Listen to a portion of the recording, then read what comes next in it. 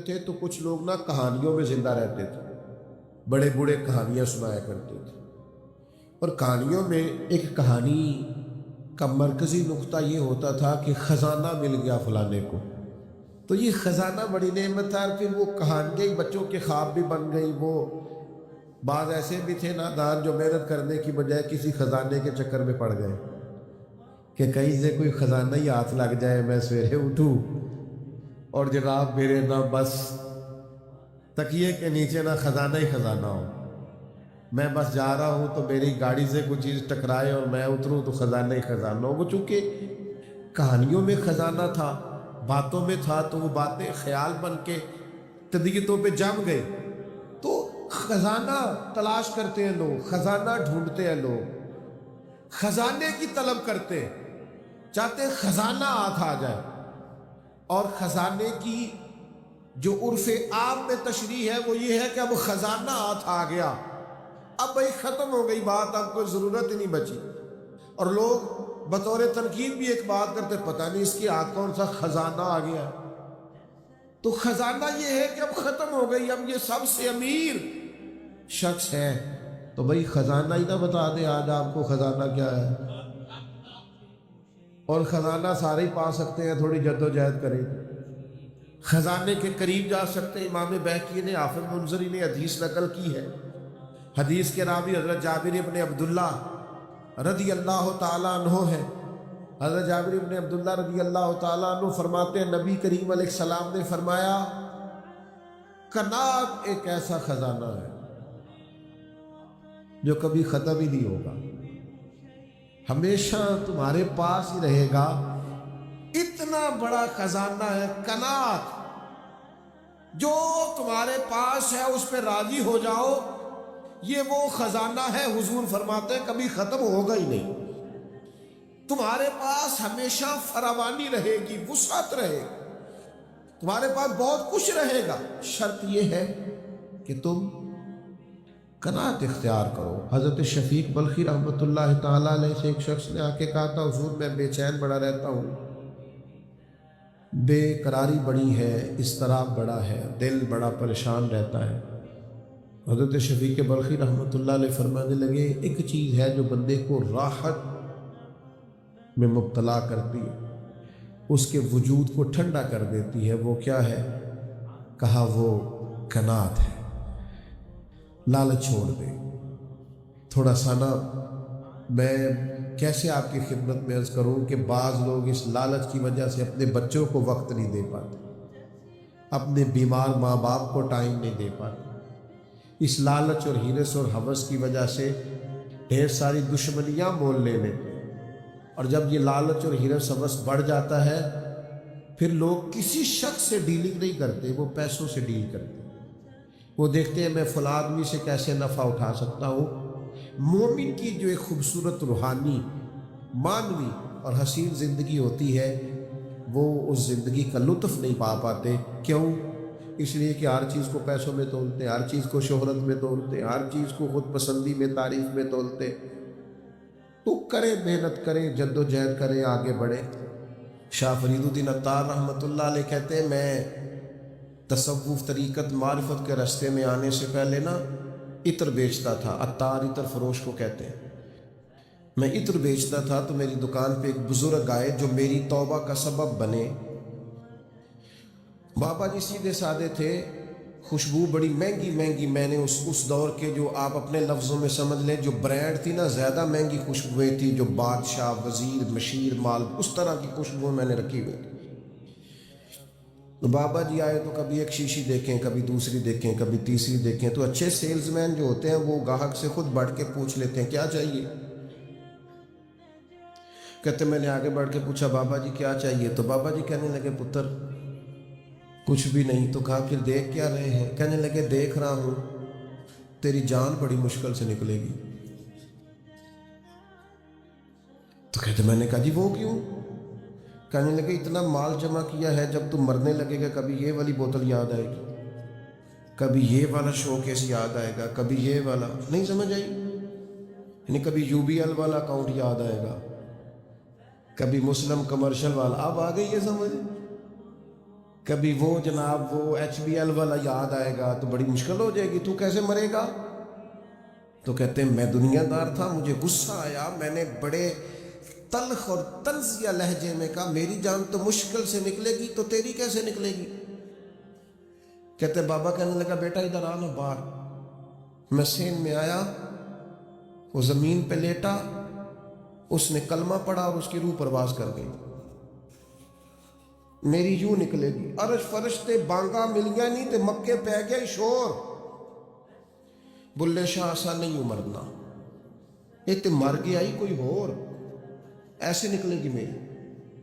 کہتے ہیں اس نے کلمہ پڑھا، روح پرواز کر گئی، میں نے کفن دفن کا بندوبست کیا، ساری رات میں سوچتا رہا یہ بھی منظر ہوتا ہے دنیا میں، اتنی آسانی سے شخص چلا گیا۔ فرماتے ہیں بس پھر میں نے بھی صبح خیرات کی، کاروبار کو اتنا کیا جتنی مجھے ضرورت ہے، اور پھر میں نے بھی اپنا زیادہ وقت اپنے رب کی رضا کے لیے گزارنا شروع کیا۔ عزیز دوستو، دنیاوی مال و متاع کا پیار خوف پیدا کرتا ہے، خوف۔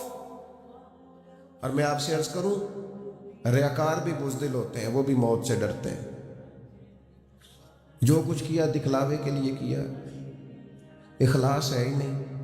مخلص بندہ کبھی موت سے ڈرتا، چھپا چھپا کے نیکیاں کی ہیں، چھپا چھپا کے قرآن پڑھا ہے، چھپا چھپا کے تلاوتیں کی ہیں، چھپا چھپا کے درود پڑھا ہے، کونوں میں بیٹھ بیٹھ کے نعتیں سن کے حضور کی یاد میں رویا ہے۔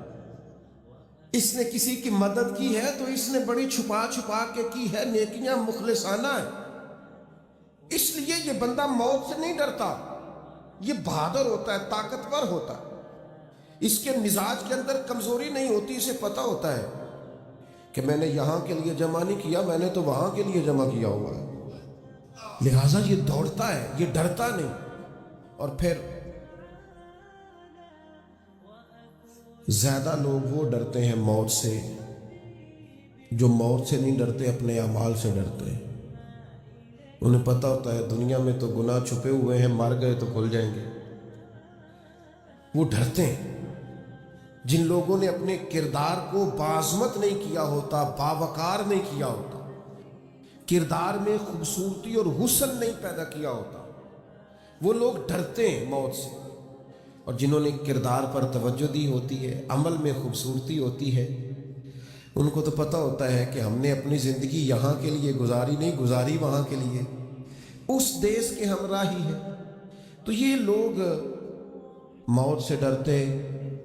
اب میں آپ سے عرض کروں، موت سے پیار بھلا کون کرتا ہے؟ کچھ لوگوں کو موت سے محبت بھی ہو جاتی ہے۔ ایک تو وہ شخص موت سے پیار کرتا ہے جس کا آخرت پر کامل یقین ہو، جسے یقین ہونا مرنے کے بعد نعمتیں ملیں گی، کرم ملے گا۔ نبی پاک صلی اللہ تعالیٰ علیہ وسلم نے بدر کے دن فرمایا دوڑو بھائی اس جنت کی طرف جس کی چوڑائی زمین آسمان کے برابر ہے۔ تو حضرت عمیر رضی اللہ تعالیٰ عنہ انصاری صحابی تھے، فرمانے لگے حضور جنت زمین آسمان کے برابر چوڑی ہے؟ قرآن مجید نے کہا نا اللہ کی بخشش اور جنت کی طرف دوڑو، جنت زمین آسمان جتنی چوڑی ہے، صرف چوڑائی بتائی ہے، لمبائی نہیں بتائی۔ فرمایا تم نے جو چیز سب سے زیادہ دیکھی ہے وہ زمین آسمان ہے، اتنی جنت صرف چوڑی ہے، اور کسی بھی چیز کی چوڑائی زیادہ نہیں ہوتی، لمبائی زیادہ ہوتی ہے۔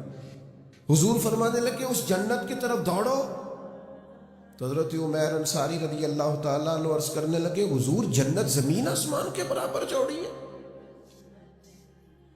حضور نے فرمایا ہاں۔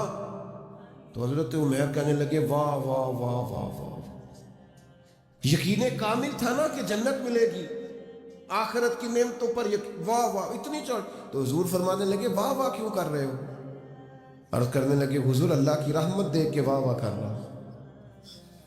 پھر کھجوریں کھا رہے تھے، جھولی میں کھجوریں تھی، پھر 2 منٹ لگے کھجوریں چھوڑ دی، کہنے لگے یار دیر کیوں کرنی ہے، یہاں بیٹھ کے کیوں کھائیں، جنت میں جا کے کھائیں گے۔ فوراً میدان کارزار میں اترے، تھوڑی دیر جنگ ہوئی، اللہ تعالیٰ نے شہادت عطا فرما دی۔ آخرت پر یقین ہو تو پھر بندے کو نا پیار ہو جاتا ہے۔ اور حضور نے فرمایا موت تو مومن کے لیے تحفہ ہے، پھر تو یہ تحفہ اسے نصیب ہو جاتا ہے۔ اور پھر جن لوگوں کی اللہ کی رحمت پر امید ہوتی ہے نا کہ اللہ مہربان زیادہ ہے، حضور علیہ الصلوۃ والسلام نے فرمایا رب کے ساتھ تم جس طرح کا گمان کرتے ہو اللہ بھی تمہارے ساتھ اسی طرح کا معاملہ فرماتا ہے۔ کامل امید ہونا اللہ کی رحمت کی، اپنے ذہن میں کبھی مایوسی نہیں پیدا کرنی، کمزور نہیں پڑنا۔ ہم گناہ گار ہیں، ہم سیاہکار ہیں، ہمارے اندر خطائیں ہیں، پر غلام بھی تو مدینے والے محبوب کے ہیں نا، کلمہ بھی تو نبی کریم کا پڑھتے ہیں نا، اللہ مہربان بھی تو بڑا ہے نا۔ ہمیں غور بھی کرنی ہے، احساس بھی پیدا کرنا ہے، لیکن مایوسی کا شکار نہیں ہونا۔ کتنی بڑی بات ارشاد فرمایا لا تقنطوا من رحمت اللہ، تم نے میری رحمت سے نا امید نہیں ہونا۔ اللہ کی رحمت سے نا مالک کیا ملے گا؟ فرمایا ان اللہ یغفر الذنوب جمیعا، اللہ سارے گناہ معاف فرما دے گا۔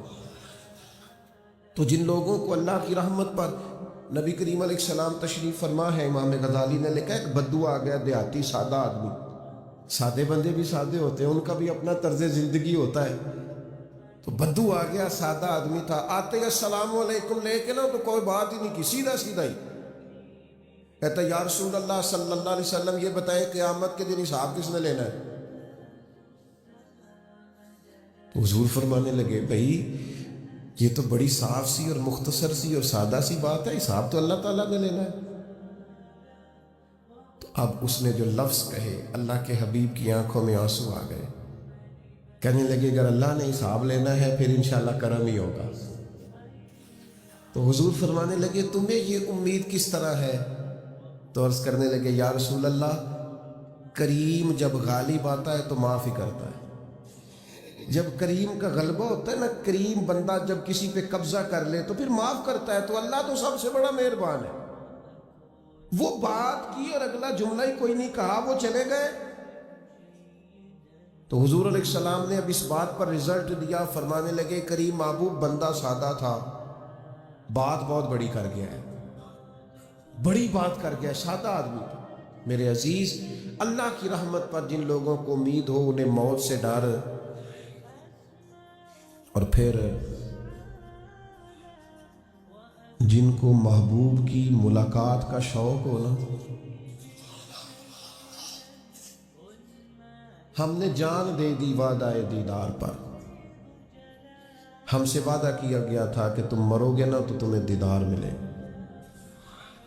تو ہم نے جان ہی دے دی وعدہ دیدار پر، جان ہی دے دی وعدہ دیدار پر۔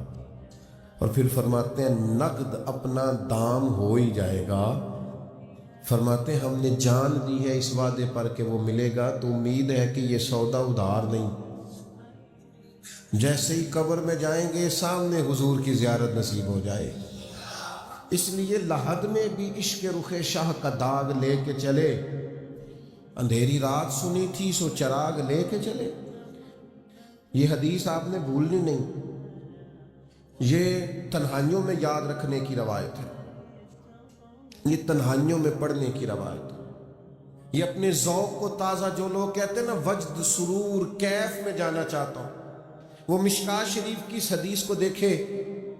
اللہ کے حبیب علیہ السلام نے فرمایا لوگوں میں تمہیں بتاؤں قیامت کے دن اللہ تعالیٰ بندوں سے پہلا سوال کیا فرمائیں گے اور بندے اس کا جواب کیا دیں گے؟ یا رسول اللہ کرم فرمائیے، بتائیے۔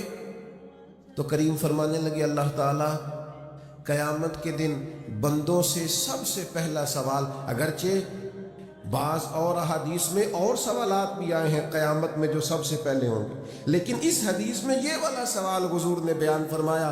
حضور فرمانے لگے اللہ قیامت کے دن اپنے بندوں سے سب سے پہلا سوال یہ فرمائے گا کیا تم میری ملاقات کو پسند کرتے تھے؟ اوئے ہوئے ہوئے، کیا تمہارا ملنے کو جی چاہتا تھا؟ کبھی اے حقیقت منتظر نظر آ نہ لباس مجاز۔ اقبال کہتے ہیں تیرے کرم اتنے ہیں دل کرتا ہے تجھے دیکھیں، کبھی اے حقیقت منتظر نظر آ نہ لباس مجاز میں۔ लाखों सजदे तड़प रहे हैं मेरी जबीन नियाज में, तुम्हारा दिल करता था मुझसे मिलने को। तो हुजूर फरमाते बंदे अर्ज करेंगे मालिक बड़ा दिल करता था। तो फिर अल्लाह फरमाएंगे ये गुफ्तगू की मानवियत तो देखो यार, इसका हुस्न तो देखो। अल्लाह फिर पूछेंगे क्यों दिल करता था तुम्हारा? दिल करता था तो क्यों करता था? अर्ज करेंगे मालिक इसलिए कि हमें उम्मीद थी कि तू माफ भी कर देगा, रहमत भी फरमाएगा। इस माफी की उम्मीद पर दिल करता था तू मिले। हुजूर फरमाते हैं फिर रब फरमाएगा मुझ पर वाजिब है, मैंने अपने करम से वाजिब कर लिया है कि आज तुम्हें जन्नत अता करूंगा। ये जो मुलाकात है ना, मुलाकात कि वो मिलेंगे, उनसे मुलाकात हो। उम्र बीत गई ना नाम जपते, उम्र बीत गई ना तज़किरा करते। हमसे भी लोग पूछते हैं क्या कमाई की, क्या जिंदगी में हासिल किया?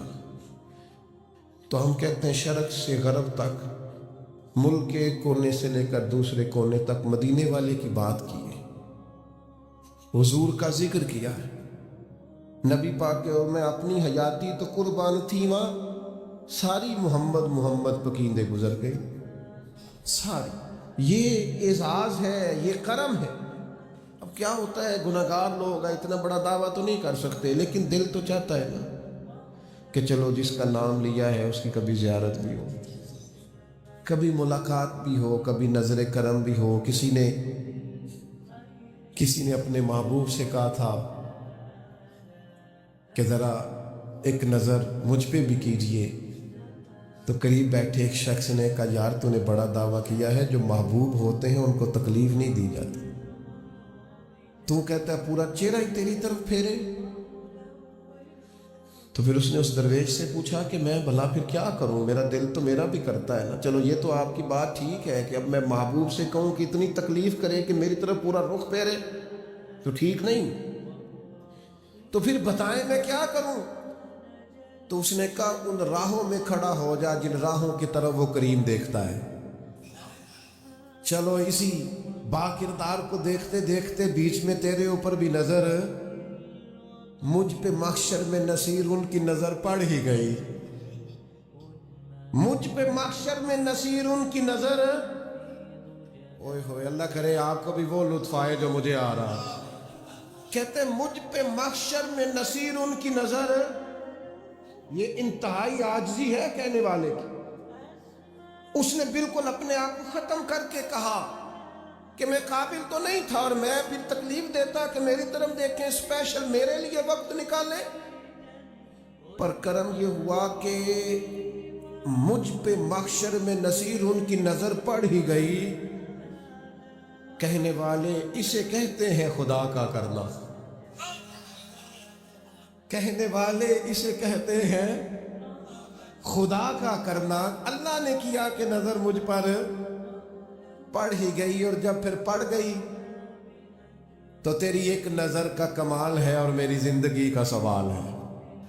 बस जब पड़ गई तो सो फिर पड़ गई। मौत से वो बंदा कभी नहीं डरता जिसे मुलाकात का शौक हो। मिलना चाहे दाता अली अजमेरी से और मौत से डरे, मिलना चाहे हजरत गौसे पाक जलानी से और फिर मौत से डरे। जिंदगी गुजरी हो अली अली करते, फिर मौत से डरे। उम्र भर सैयदना उस्मान गनी की सखावत की बात की हो और फिर जन्नत में जाके उनसे मिलने का शौक पैदा न करे। सारी जिंदगी सैयदना फारूक का अदल बयान किया हो, सारी जिंदगी उनके इंसाफ का तज़किरा किया हो, पूरी उम्मत को बताया हो कि अगर जीना चाहते हो तो उमर के रस्तों पर चलो, और फिर ये मौत से डरे और मर के जनाब फारूक आजम की ज़ियारत को पसंद न करे। जिसे सिद्दीक की वफाएं याद हो, जिन्हें जनाब अबू बकर सिद्दीक का इश्क याद हो, वो फिर उनकी ज़ियारत ना करना चाहे और सारी उम्र हुजूर की नात पड़ी हो। مانا نہیں آتا تھا پھر بھی کہا بلغ الغلاب کمالہ کشفت دجا بجمالہ حسنت جمیع خصالہ صلو علیہ وآلہ سے نہیں ترجمہ آتا تھا، پر جب بھی کو پڑھتا تھا یہ بھی جھومتا تھا مولا یا صلی